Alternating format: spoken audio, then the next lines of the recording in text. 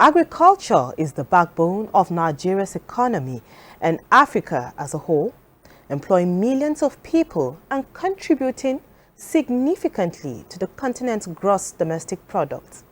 However, despite its potential, the agricultural sector faces numerous challenges, ranging from low productivity, limited access to finance and markets, and inadequate infrastructure. Nigeria, with its vast agricultural resources, is well positioned to lead the way in unlocking Africa's agricultural potential with the necessary backing from the government. This is the focus on this episode of Frontiers with Dr. Canisius Kanangire, Executive Director, Africa Agricultural Technology Foundation, AATF. Glad to have you join us on the program. Thank you very much.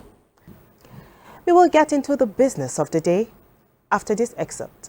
Information technology, including artificial intelligence in extension service, could serve millions of farmers without hindrance. This has led to the introduction of the National Electronic Extension Platform unveiled by the Federal Ministry of Agriculture and Food Security. Farmers need information, real time, all the time, and in different format and in different language. So realizing that, we came up with how to make a digital platform. By leveraging cutting-edge technology and the use of tools to bridge the gap between research and practice, we move decisively towards an era where extension services transcends physical barriers and limitations. The platform is designed to serve 5 million farmers as well as thousands of other extension service providers.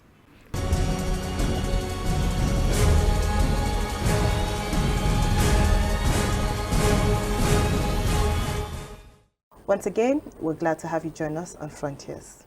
Thank you. Thank you. Now let's get straight into the business of the day. What are some of the promising areas for investment in agriculture in Nigeria? There are many promising areas in agriculture to invest in. You can invest in production, and that will require that you invest in technology product which can increase productivity and protect the crops that you want to produce against, for example, the insects and other pests, or provide tolerance to droughts, which means that you will be shielded and more resilient than the farmer who uses technologies which are not improved and adapted. This is one. But you can also invest in processing, value addition, and that will first allow you to reduce the losses that we normally have on each produce. On agricultural produce in Africa, we lose almost 40% of what we produce to rotting and some waste and what. So 40% is lost. But if you make a proper processing and value addition, then you will get more money and you will use almost all the produce. But the value chain is very varied, I would say, because you can also invest in technologies like communication, allowing people to know where the market is, allowing people to use very novel technology like AI to know how to do precision agriculture and reduce the, I would call it, waste of money in, for example, fertilizing where it is not required. Some time when we are applying fertilizers, they tell you put NPK, but you are putting nitrogen probably in a soil which does not require that. So precision agriculture will allow you to put nitrogen where it is required, potassium where it is required, etc., and water, etc. So to approach the optimal need of the crop, and with that you reduce the expenditures on it, the cost of production, and you produce more because you are close to the optimal situation. So you can invest in all those areas. And this is my call every time to the youth, because working in agriculture does not mean you take a hoe and you start cultivating. No, it can be you take your computer, your phone, you code what is needed by a farmer, or you take a tractor or other machinery. Now we have a variety of them adapted to the size of your farm: planting, plowing, harvesting, processing, all those. How can investors capitalize on the growing demand for agricultural products? Currently, you can do it in a way that can allow you to have a higher level of predictability on your yield. And we know that if you have that predictability, then you can do your projection of the cash flow and predict how much money you will even have as a profit. So investing in agriculture, but with the support of science, technology, and innovation coming in, I think it gives the assurance for whoever invests to get back his money. So I would say every area of our life has known some sort of improvement using science, technology, and innovation. Agriculture should not remain at the back of all the other activities, and yet the role of agriculture is higher than even others. You can't live without eating. You can't be happy without having food and nutritious food for the matter. So you need all that, and investing in all those is very crucial. Currently, I'm seeing many investors in agriculture coming for fortification, to add some minerals to the flour so that, for example, children can have more nutritious food for them. It is, on the other hand, but it is part of that agriculture, and it is very lucrative.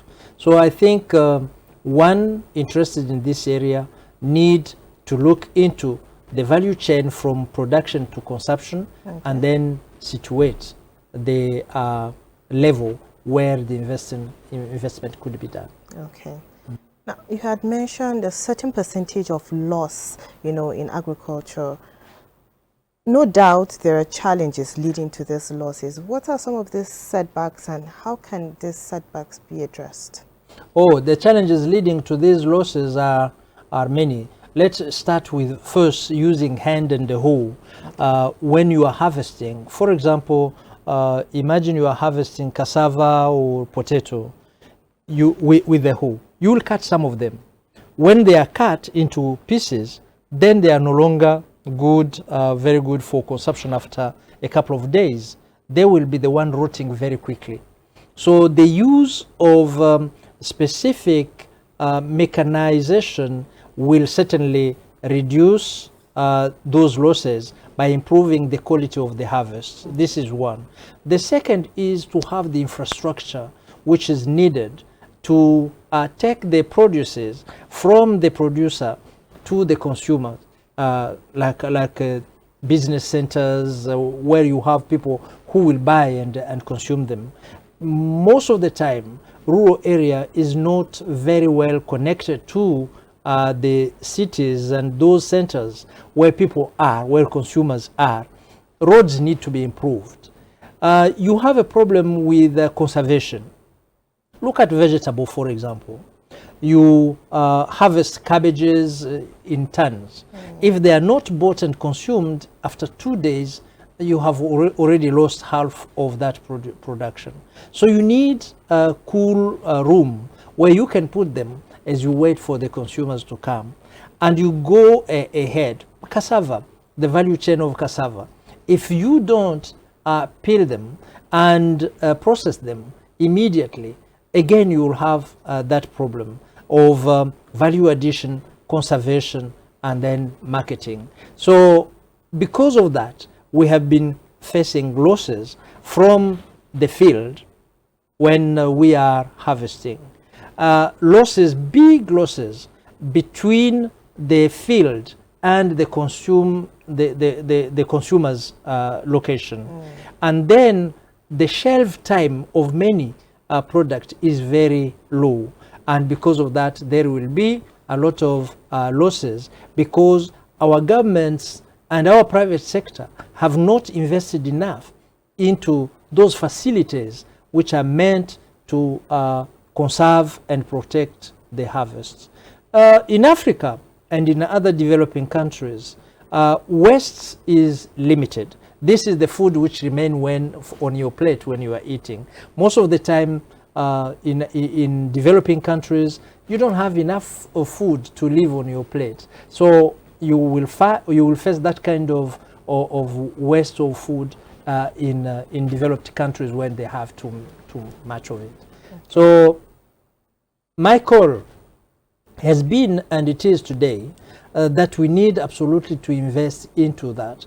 And we encourage our government to do the needful in having the infrastructure and in having the facility to conserve, so that produces are not contaminated, are not degraded by insects. We have some, for example, the brookid. If you put the beans that we love here in a hot environment like our normal weather, then they will be poked by those brookids. So you need to protect the harvest so that people can eat them in good condition, and the nutrition depend on that good conservation.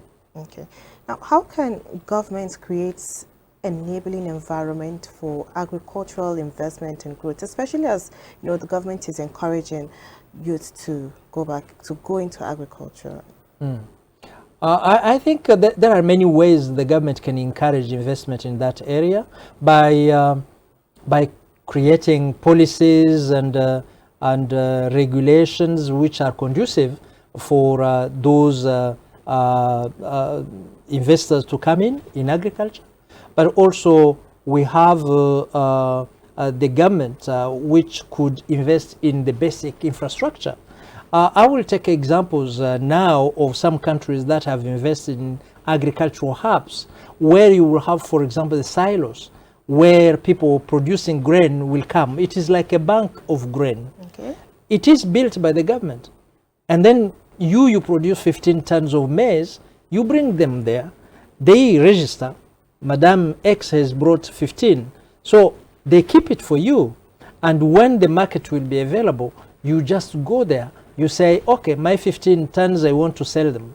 You will pay a fee for that conservation, and it is a low fee. So that is something which allowed people not to be taken ransom by the buyers who want to buy at a very low price during the harvesting period, and also to sell good product on the right time. So we'll pause here and take a short break. Thank you. This is Frontiers, and we're taking a look at investing in agriculture for economic growth. The conversation continues in a moment.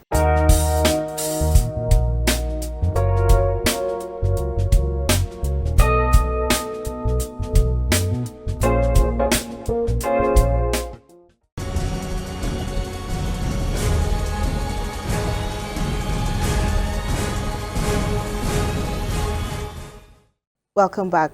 Now, before we went on that break, we were talking about enabling environment, for agricultural investment and growth. Now, what role can public-private partnerships play in promoting agricultural development? The government cannot do everything. The private sector cannot do everything. The government will put in place policies, will put regulatory framework, will put institutions that will support the private sector in ensuring that you put your money there, but we can provide you, for example, with stewardship, with knowledge, with extension services, etc., etc. And then we will help you get those very costly infrastructure. Those are the government thing. But now the private sector need to be encouraged. If you invest in this area, you will get ABCD facilitation.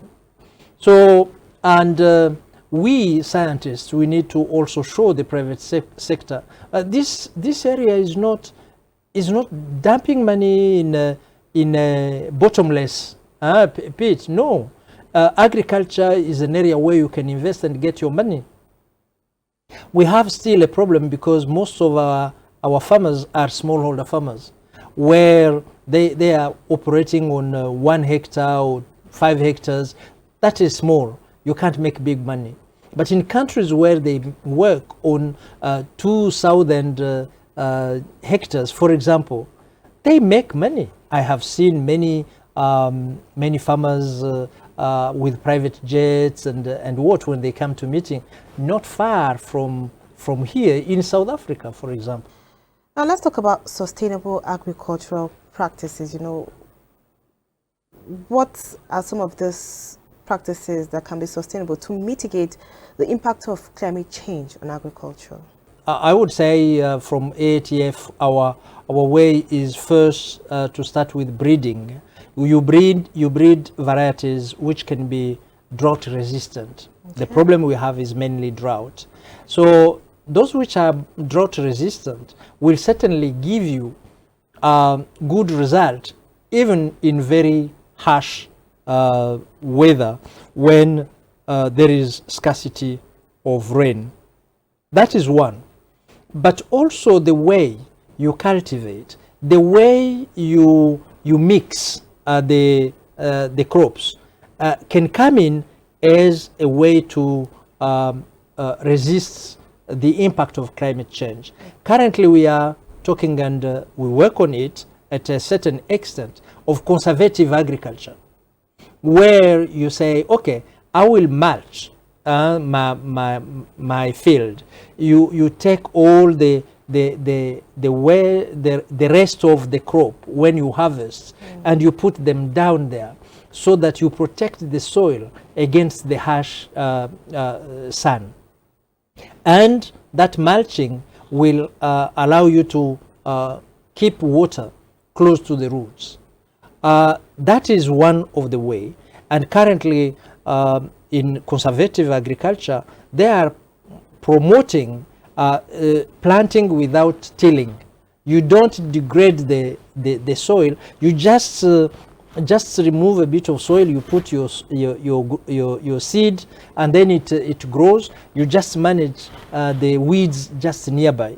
And since you have a good combination of vegetation within there, you don't get that ravage which is caused by the weed.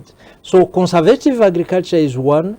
Breeding and our centers, National Agricultural Research Center, are very good of it. Even global one like IITA, okay, they are producing varieties. We have produced many varieties of maize, of rice, and etc., and adapted to all those harsh conditions. And you can also use biotechnology to even give more power to the varieties you have produced to resist the harsh of the climate conditions. We have, for example, telomeres, which resists the drought, okay, but also resists insects like the stem borer, the fall armyworm, which becomes very tough and harsher when there is drought. Now, what are some strategies that can be employed, you know, to empower smallholder farmers in Africa, particularly youth and women?